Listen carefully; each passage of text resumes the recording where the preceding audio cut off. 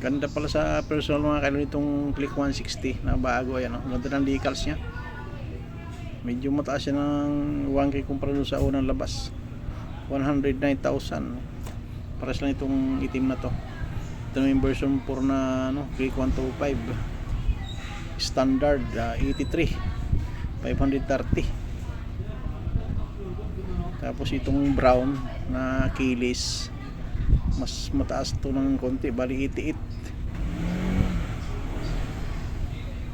Keyless na to mga ka-idol. Ito naman yung matte green na ADB 160.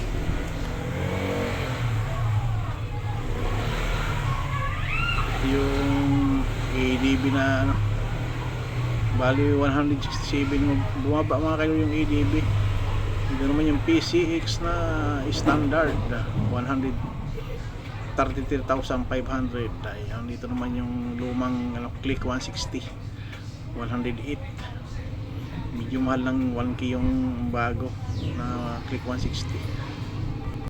Ayan mga ka-idol, nandito tayo ngayon sa Prestige Honda sa Rotonda Pasig mga ka-idol, dahil magpapalinis tayo ng ating motor, CVT cleaning panggilid para magandang kondisyon mga ka-idol. Kaya napatingin-tingin tayo dito sa mga motor nila dito mga ka-idol. Daming stock nila, punong-puno ang loob.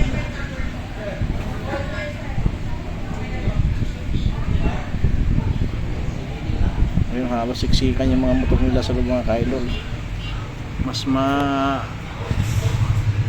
Medyo mataas-taas pala yung Click 125 na keyless 88. Ayan yung una kong pinakita mga ka-idol. Yan matte green na EDB 160.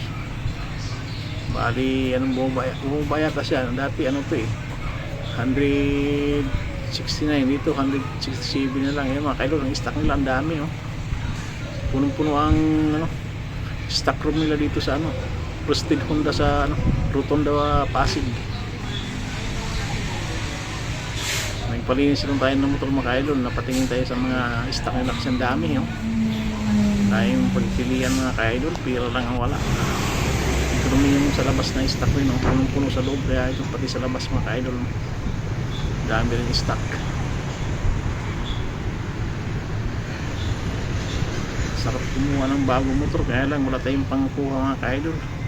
Ito yung mga version ito na Click 125. Ayan ito mga ka-idol yung ating motor, pinalinis natin ang panggilid para kondisyon naman, dahil medyo maingay naman yung panggilid niya ipacheck natin, tapos change oil na rin para kondisyon ulit. Mahirap kasi yung sakay ng sakay puro sakay na lang hindi na alagaan ang panggilid, kaya kailangan alagaan din natin yung ating motor para matagal ang buhay. Ayan mga ka-idol, natanggal yung takip nya.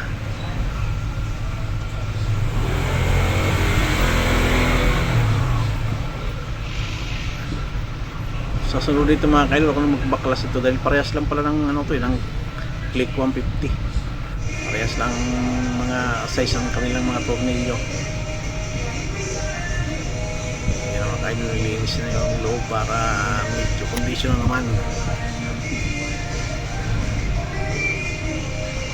Sarap naman ito mga ka-idol, biyahe. Sakto bukas biyahe tayo ng Marilaki. Doon tayo mag relax sa Marilaki bukas. Sakto bago linis, condition naman mga ka-idol, pati change oil. Ayan mga ka-idol, binalik niya yung torque drive niya mga ka-idol, tapos na linis. Bali na-assemble na mga ka-idol. Ayan na mga ka-idol, tapos na nalinis mga ka-idol, tinakpan na. Ayan, sa wakas mga ka-idol, tapos na nalinis yung ating panggilid. Kakawin na tayo sa wakas. Ayan mga ka-idol, maraming salamat.